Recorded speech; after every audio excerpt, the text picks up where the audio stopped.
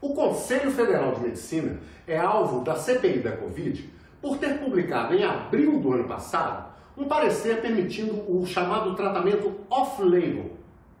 Com esse tratamento, o uso de medicamentos como a ivermectina e a hidroxicloroquina pode ter levado as pessoas a uma falsa sensação de segurança, o que teria ajudado a disseminar a doença pelo país. Está começando o Em Discussão.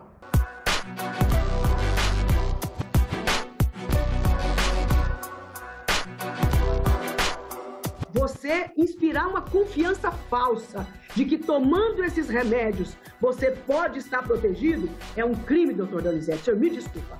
É um crime de omissão, é um crime de prevaricação. Acho que o Brasil nos constrange quando nós vemos a quantidade de dinheiro que foi gasto de maneira absolutamente equívoca, comprando medicamentos que não serviram para nada. O Conselho Federal de Medicina não recomenda e não aprova tratamento precoce. E não aprova também nenhum tipo de tratamento, tipo protocolos populacionais.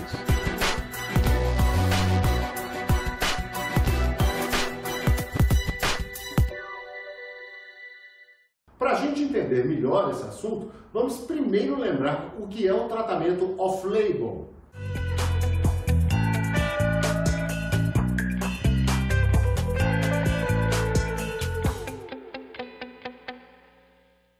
A ivermectina e a hidroxicloroquina não têm eficácia comprovada contra a Covid-19. A ausência de efeitos benéficos é reconhecida pelo próprio Conselho Federal de Medicina. Para cloroquina e hidroxicloroquina, nós temos mais de 30 trabalhos feitos no padrão ouro que mostram que esses medicamentos não servem para a Covid-19. Para ivermectina, nós temos trabalhos também que demonstram que não serve e uma série de trabalhos que são muito mal feitos e muito inconclusivos. A hidroxicloroquina, ela foi testada sem sucesso para diversas outras viroses, como dengue, chikungunya, zika, a própria SARS, gripe, e nunca funcionou para nenhuma. Eu considero uma perda de energia enorme, uma perda de dinheiro enorme. Acho que o Brasil nos constrange quando nós vemos a quantidade de dinheiro que foi gasto de maneira absolutamente equívoca, comprando medicamentos que não serviram para nada, dos quais não há mais nenhuma controvérsia, né? O período de controvérsia já passou.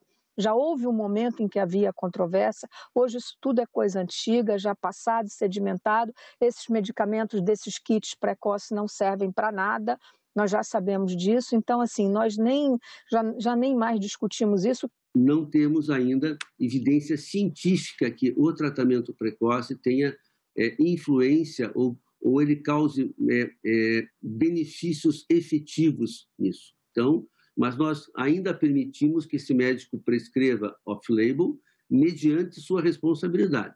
A autonomia está de mão dada com a responsabilidade, mas até a presente data, de fato, não se reconhece isso ainda. Então, é algo que preocupa, mas que é muito discutido, né? Mas qual a importância do Conselho Federal de Medicina?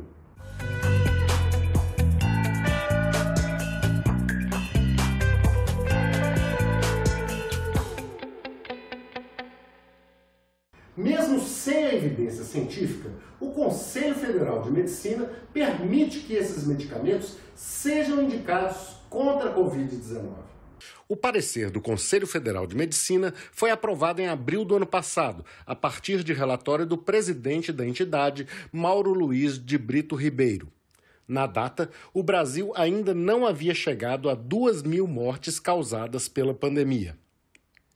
O documento alerta que não havia comprovação da eficácia da cloroquina e da hidroxicloroquina, mas permite sua prescrição em casos leves ou moderados, sempre com a concordância do paciente. O texto isenta os médicos que prescreverem a cloroquina de qualquer infração ética e ressalva que a norma pode ser revista a qualquer tempo pelo Conselho. Cientistas e senadores acham que esses medicamentos, além de serem ineficazes, podem fazer mal à saúde, principalmente se usados em conjunto.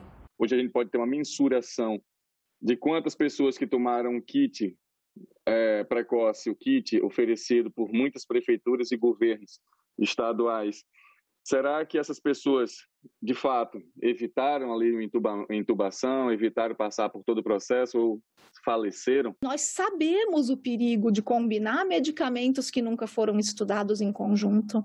Nós sabemos o perigo de receitar medicamentos sem indicação. Pessoas que estão fazendo uso desse kit, onde tem ivermectina, por exemplo, que é uma droga bastante hepatotóxica, e a hidroxicloroquina combinados, estão indo parar na fila do transplante ou morrendo. Outros componentes desse kit COVID, como vitaminas, zinco, anticoagulantes, não são indicados para o tratamento e, principalmente, alguns deles são perigosos.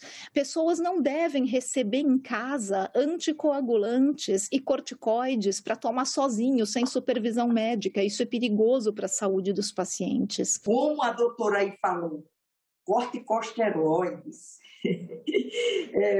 anticoagulante, gente, pelo amor de Deus, isso é muito grave.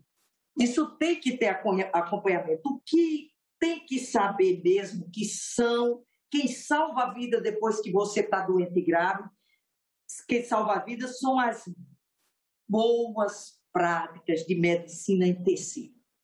E para você não ter vacina e o distanciamento social. Qual é o malefício de saúde da utilização intensiva, contínua deste kit COVID? Além de provocar uma letalidade por má informação, por uma falsa impressão de proteção, fisicamente, o que tem sido indicado que está acontecendo com esses pacientes ao tomar por longo período, por conta própria, inclusive, às vezes por indicação médica, desses medicamentos. Esses fármacos, alguns deles que têm sido usados dessa maneira tão arbitrária, digamos assim, compondo isso que eu já batizei já há alguns meses de saquinhos da ilusão, onde são colocados dentro medicamentos que são antibióticos, que não têm a menor indicação para uma doença que é viral. Antibiótico é remédio usado em doença causada por bactéria, misturando com vitaminas, com zinco, com corticosteroides, que é um medicamento que só tem indicação em casos específicos de Covid-19, com critério médico abalizado naturalmente, e isso mais com anticoagulante, o que ainda piora mais ainda a situação. Com tantos argumentos contra o uso desses remédios, não faltaram críticas ao parecer do Conselho Federal de Medicina. Esse parecer, ele simplesmente autorizou o uso de medicação off-label. Em nenhum momento ele autorizou qualquer procedimento experimental fora do sistema CEP-CONEC. O Conselho Federal de Medicina não recomenda e não aprova tratamento precoce. E não aprova também nenhum tipo de tratamento tipo protocolos populacionais. O que ele autorizou foi uma autorização fora da bula, em situações individuais e com autonomia das duas partes, ou seja, firmando um consentimento esclarecido e informado. Me desculpa, senhor vice-presidente do CFM, vocês agiram como Pôncio Pilatos, vocês lavaram as mãos. Poderiam ter dado uma grande contribuição ao país e não deram. Preferiram obedecer à burocracia, o ato médico, o respeito ao diploma do médico. Ficou claro na fala do Dr. Donizete que mesmo o Conselho de Medicina não validando o uso precoce, mas deixa a critério de cada médico e a responsabilização dele. Quando o médico é responsável por isso, senador Confúcio, a gente até confia, a gente até sabe o que ele está fazendo. E quando é um político que passa a medicar as pessoas. Fica aí o meu pedido para o vice-presidente do Conselho Federal de Medicina, doutor Donizete, que colocou aqui tão claramente que o Conselho Federal de Medicina não recomenda o tratamento precoce, não recomenda o kit COVID. Então, doutor Donizete, por favor, faça essa declaração publicamente, muito claramente. Isso precisa ser de conhecimento de todos, porque todo mundo usa o Conselho Federal de Medicina para justificar a prescrição desses remédios, como se o Conselho Federal de Medicina endossasse e recomendasse. Compreendo a posição do Conselho Federal de Medicina no sentido de outorgar, de transferir ao médico profissional responsável pelo paciente o direito da condução da patologia que está dentro da concepção da relação médico-paciente, mas não podemos deixar também de nos inteirar, através da ciência, de todas as circunstâncias que envolvem esse enfrentamento que, dia após dia, devemos fazer desse maldito vírus. E por que, depois de tanto tempo, o Conselho Federal de Medicina não reviu sua posição? O Conselho Federal fez essa nota, esse parecer, em abril do ano passado. Mas depois da constatação que a doutora Natália vai aqui nos pautar, o Conselho Federal não poderia ter feito, ou não deveria ter feito, uma outra nota para esclarecer, então, que esses medicamentos não são suficientes e não são indicados para a cura da Covid. Desde julho de 2020, a Organização Mundial de Saúde e a FDA já recomendam contra o uso de hidroxicloroquina. Em março agora de 2021, a OMS recomendou oficialmente contra o uso de hidroxicloroquina e ivermectina. Acho que o Conselho Federal de Medicina tem que dar declarações diferentes, porque depois de um ano, pode até dizer, depois de um ano, com mais de 30 estudos que comprovaram que esse kit não tem eficácia e os efeitos colaterais do medicamento a gente já conhece, porque os medicamentos são ativos, nós mudamos de opinião. Não existe autonomia médica que permita essa história de prescrever extrabula. O Conselho Federal estuda a todo momento. Esse parecer pode ser revisto? Pode, mas é uma decisão de plenária. Eu não posso fazer isso por minha opinião. Mas o Conselho Federal de Medicina divulgou, em janeiro deste ano, uma nota na qual reafirma a prescrição off-label e reclama da politização em torno da questão. A nota afirma que há dezenas de trabalhos científicos que apontam eficácia da hidroxicloroquina, da ivermectina e da azitromicina. Diz também que diversas sociedades de especialidades médicas têm pressionado o Conselho Federal de Medicina, com motivações políticas, para que recomende ou proíba o tratamento precoce. A nota é assinada pelo presidente do Conselho, que foi também o relator do parecer que permitiu o tratamento off-label. Eu gostaria que o senhor citasse quais são esses grupos de especialidade médicas que trabalharam e influenciaram e fizeram política com a Covid. Eu não tenho informações precisas, mas se a senadora Kátia assim pretender, eu acho que ela tem todo o direito de oficiar ao Conselho Federal de Medicina seus esclarecimentos, até porque nossas decisões são sempre em plenária, com 27 representantes dos estados, mais um membro da Associação Médica Brasileira. As sociedades médicas de especialidades, todas já se pronunciaram contra o uso do kit COVID, do tratamento precoce. A Sociedade Brasileira de Infectologia, a Sociedade Brasileira de Pneumologia, de Imunologia, de Microbiologia, de médicos de família, de médicos intensivistas, e a lista continua. Infelizmente, o Ministério da Saúde e o Conselho Federal de Medicina não deram ouvidos às sociedades médicas de especialidades que fizeram os seus apelos para que a medicina no Brasil seja baseada em evidências científicas e não em achismos nem ideologias. Mas a posição do Conselho Federal de Medicina não significa um salvo-conduto para os médicos que optarem pelo uso off-label. Esse parecer não é habeas corpus para ninguém. O médico que, tendo evidências de previsibilidade, prescrever medicamentos off-label, e isso vem a trazer malefícios porque essa prescrição foi inadequada, seja em dose, seja em tempo de uso, ele pode responder por isso. Os nossos mecanismos regulatórios são muito competentes, a nossa Comissão Nacional de Ética em Pesquisa é extremamente competente, né? É a mesma comissão que se referiu a essa coisa absolutamente criminosa que ocorreu em Manaus, agora com a utilização de cloroquina por nebulização. Nenhuma experiência, né, porque isso foi uma experiência, ou nenhum experimento pode ser realizado no Brasil sem que seja aprovado pelo sistema CEP-CONEP. E a CONEP exarou uma manifestação extremamente bem fundamentada. A CONEP inclusive propõe que seja investigado as razões pelas quais esses colegas se deslocaram de São Paulo para Manaus para arbitrarem, obtendo de maneira absolutamente equivocada também o que eles chamaram de termo de consentimento.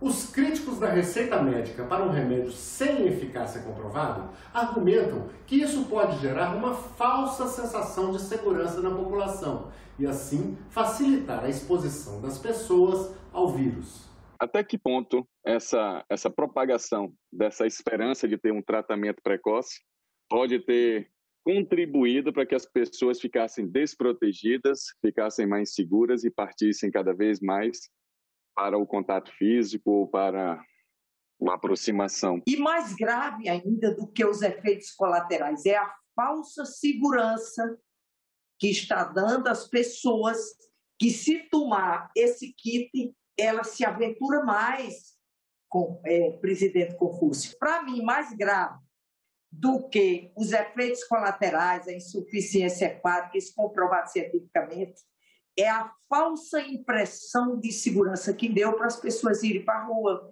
para não usar máscara. As perguntas do senador Stevenson, até que ponto o tratamento precoce atrapalhou, dando justamente, como a senadora Zenaide também comentou, uma falsa impressão de segurança. Atrapalhou muito. 15 segundos. Justamente porque as pessoas acabam se expondo mais. E só complementando, é uma falta de preparo da classe médica. Essa aparente controvérsia que tem dentro da ciência é uma falta de preparo, infelizmente, das nossas escolas de medicina. O que nós vimos no Brasil, na verdade, foi uma utilização de tratamentos sem base alguma e que resultaram, né, seguramente, não como causa definitiva, mas como causa adjuvante, né, para o Brasil ser hoje esse país com essa mortalidade que nos constrange enormemente e com uma letalidade que igualmente também nos constrange muito como médicos. Mas será que incentivar essa falsa sensação de segurança pode ser considerado um crime? Eu não vou nem citar aqui o mal que esses remédios possam fazer ao pâncreas, ao fígado e ao ser humano. Eu estou apenas levando em consideração como leiga a falsa impressão de proteção. Isso é um crime contra a humanidade. Você inspirar uma confiança falsa de que tomando esses remédios você pode estar protegido é um crime, doutor Donizete. O senhor me desculpa. É um crime de omissão, é um crime de prevaricação. Eu gostaria mesmo também que pudesse haver, por parte do doutor Donizete, realmente um discurso uníssono, porque certamente nós já vimos casos de pessoas que tiveram uma piora significativa, inclusive já com estudos, né, com base na utilização desses medicamentos, onde muitos já se prejudicaram com relação a isso. Eu vejo que não houve omissão. Eu acho que nós nos colocamos de uma forma defendendo a autonomia há um ano atrás, em relação. A autonomia existe para outro tipo de medicações e no tocante à cloroquina ou outros remédios alternativos, isso deve ser visto constantemente. Entendo que as posições do Conselho, se foram, de uma certa forma, cautelosas, não virando pânico, elas sempre cumpriram o seu dever. Mas todos concordam em um ponto. faltam campanhas de informação para a população. O governo está pecando na comunicação. Eu vejo que Vossa Excelência insistiu bastante nesse tema e todos nós, inclusive naquela reunião eu dizia, fechamos as salas de aulas, as crianças não estão indo para a escola. Que programa foi feito aproveitando esse potencial dos nossos profissionais da educação, exatamente para orientar a população, a comunicação, orientar as pessoas. Isso tinha que ser um verdadeiro mutirão a ser feito no Brasil. E até agora nós estamos perdendo vidas exatamente porque não tem uma informação correta. Eu concordo, senador, com a sua posição sobre comunicação, sobre boas campanhas de comunicação, campanhas de verdade, não deixar isso só a cargo da mídia e de nós comunicadores de ciência. Campanhas que precisam vir diretamente do governo federal, do Ministério da Saúde. Campanha de use máscara, campanha de evite aglomerações, campanha explicando que não pode nem visitar a família que não mora com você. Não precisamos de posturas públicas que confundam orientações sanitárias. Nós não precisamos que a tragédia da pandemia seja utilizada como mecanismo de busca de poder, ou seja, politizada. Nós não precisamos que empresas patrocinem a publicidade do kit Covid e não precisamos de posturas públicas alarmistas. Precisamos sim de transparência, precisamos de informação. E campanhas informativas sobre a pandemia devem ser obrigatórias? Eu gostaria, não sei qual instrumento regimental para isso, mas que nós pudéssemos fazer um estudo rapidamente para orientar o nosso presidente do Congresso Nacional em algum tipo de ação judicial junto ao Supremo Tribunal Federal para termos a obrigatoriedade de uma campanha de mídias a respeito das medidas sanitárias, como indica a OMS, como indica a AMB. Eu ainda não vi uma campanha maciça que pudesse dizer para as pessoas que as medidas sanitárias, junto com vacina, que é a solução. E dizendo que esses medicamentos não são comprovados, como disse a doutora Natália. A proposta, muito bem-vinda, aliás, da senadora Cátia Abreu, obrigatoriedade das campanhas. Deveria realmente ser obrigatório e deveria partir diretamente do Ministério da Saúde, organizar campanhas maciças de informação, campanhas governamentais. Não existe controle de pandemia ou de epidemia sem campanha informativa. Não existe também vacinação sem campanha informativa. Acho interessante a proposta que a Cátia Abreu falou aqui sobre nós fazermos uma ampla campanha, que o governo possa fazer uma ampla campanha de divulgação. O senador Luiz Carlos Reis quer ouvir médicos que defendem o uso off-label e remédios como a ivermectina e a hidroxicloroquina. Veja a polêmica que a fala dele causou. Tem algumas autoridades, o infectologista do Rio Grande do Sul, o Dr. Ricardo Zimmermann, eu tenho o Dr. Francisco Cardoso, que é primo irmão do ex-presidente Fernando Henrique Cardoso, é também um infectologista de São Paulo, Dr. Zé Balos, também um imunologista em São Paulo, que essas pessoas que defendem o tratamento precoce pudessem também fazer uma apresentação. É importante nós trazermos essas pessoas ali. E o Dr. Didier Raoult recomendou que em Senegal usasse esse tratamento precoce com ivermectina, cloroquina e tudo mais.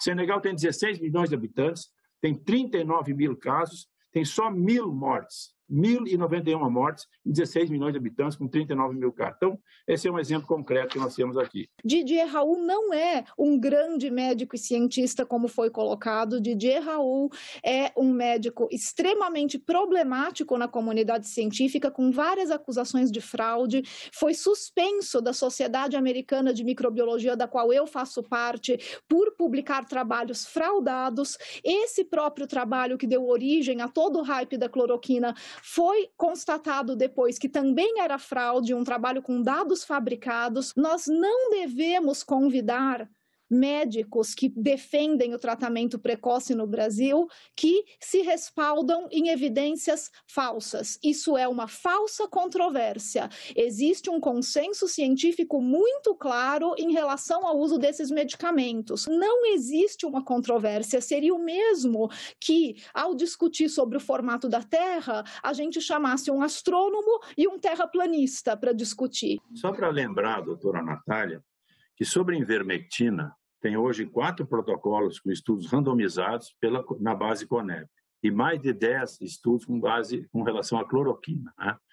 Então, esse são os estudos. E vou lhe dizer, senhor presidente, o que ela falou que não deve. A senhora não pode dizer, doutora, quem nós convidamos ou não. Quer dizer, a comissão. Hoje, a senhora disse que não deve convidar. Eu vou convidar esses 3 médicos que vão fazer o contraditório. São infectologistas, são imunologistas que também vão dar a sua opinião sobre esse assunto, sobre esses estudos, que é importante nós termos o contraditório nesta casa, para nós é importante. Doutora Natália, só quer responder? Obrigada, senador.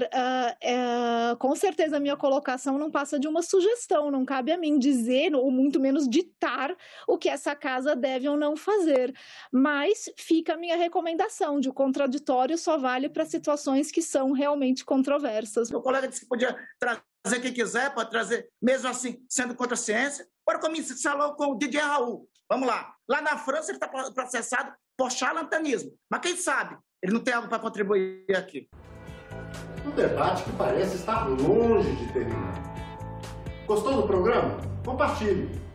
Obrigado a você que esteve com a gente e até o próximo Em Discussão.